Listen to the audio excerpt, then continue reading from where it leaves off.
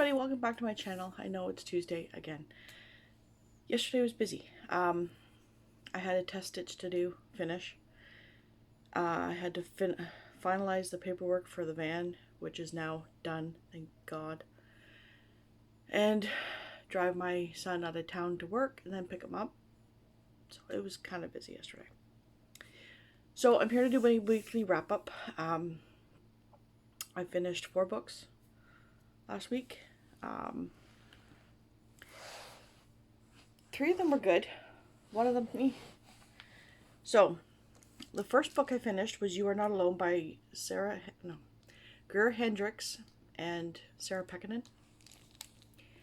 And this is about a girl who witnesses a girl kill herself on the subway, jumps in front of a train, and finds a necklace. And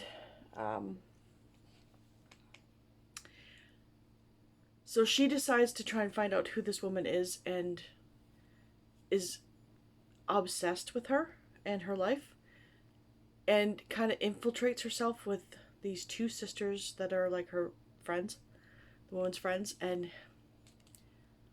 is wonky.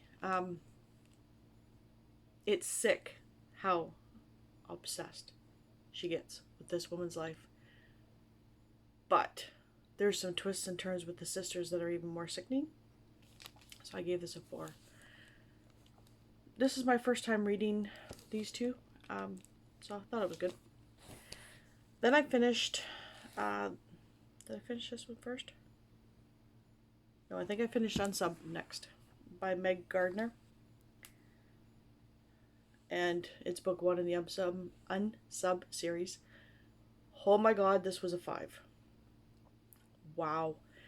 I can see how it was kind of based on the Zodiac, because the Zodiac likes to play with the cops and sends notes and stuff, but oh wow, this was good. This was so good.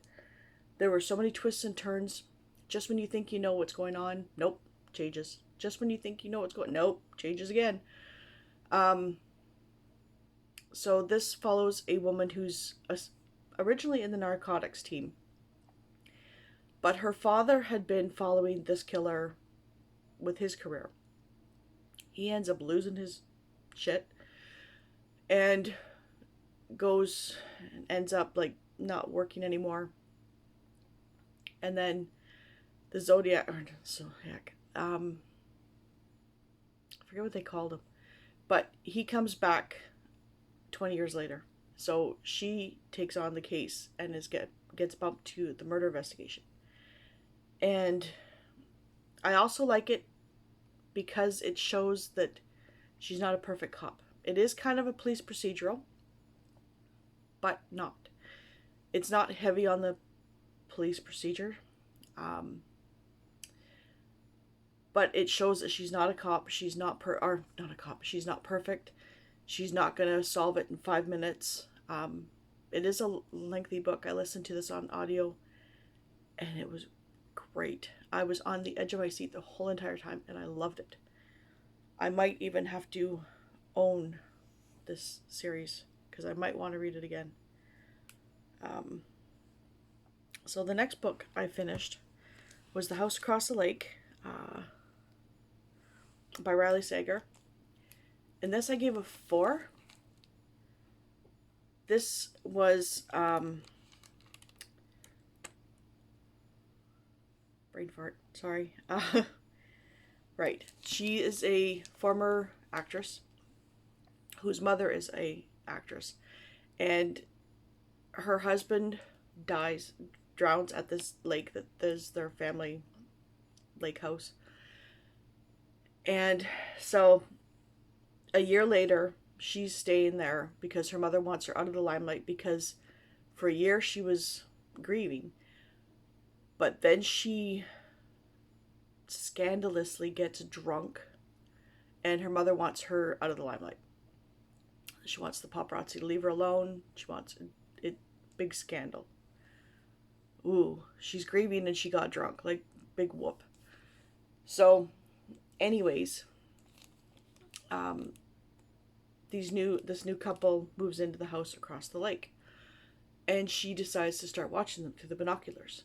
So at first I was not liking it so much because it's such an unreliable narrator, because she's constantly drunk. And it's constantly saying how much she's drinking, what she's drinking, how much she's drinking, what she's drinking. And it was just like, okay, I get it.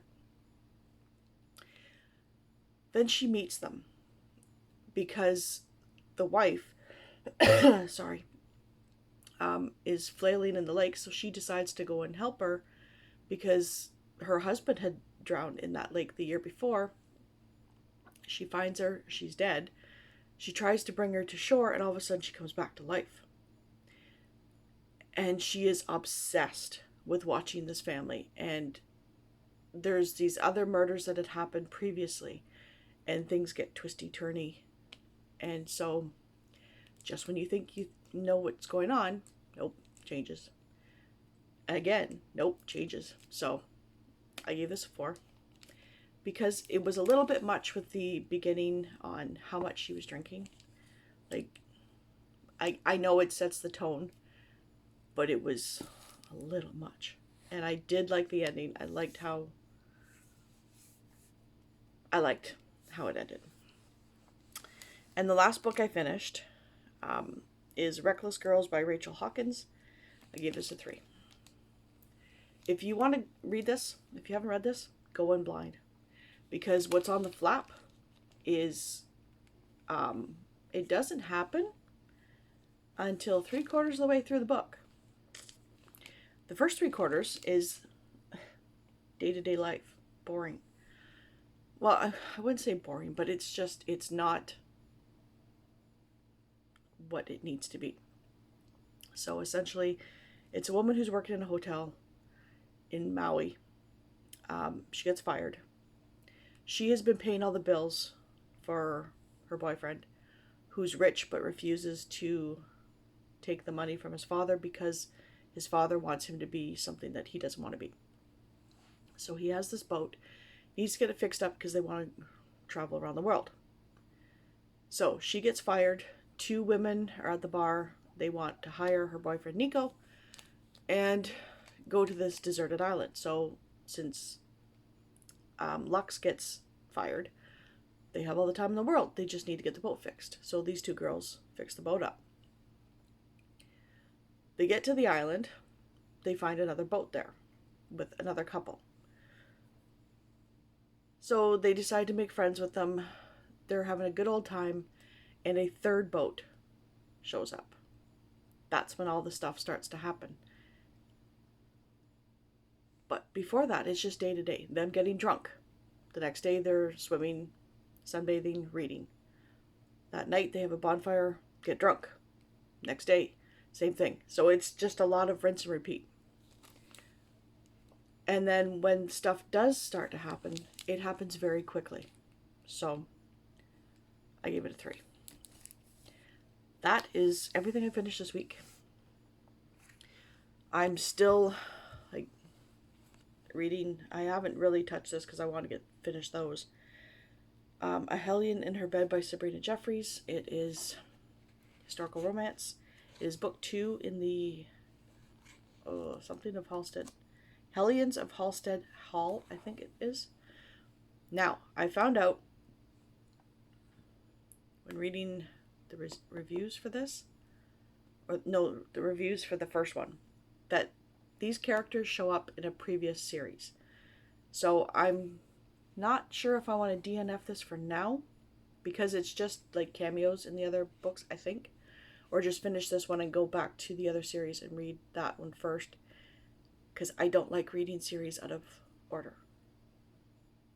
It just irks me because I get lost. I don't like it. So this is just, their grandmother runs a brewery, and she wants grandchildren. She's got 5 grandkids. Their parents died years and years ago. So she gives them an ultimatum that they all have to be married within the next year, or else nobody gets anything. So this is Lord Jarrett's story. And his grandmother has now taken ill. And so he has to take over the brewery, and what's her name?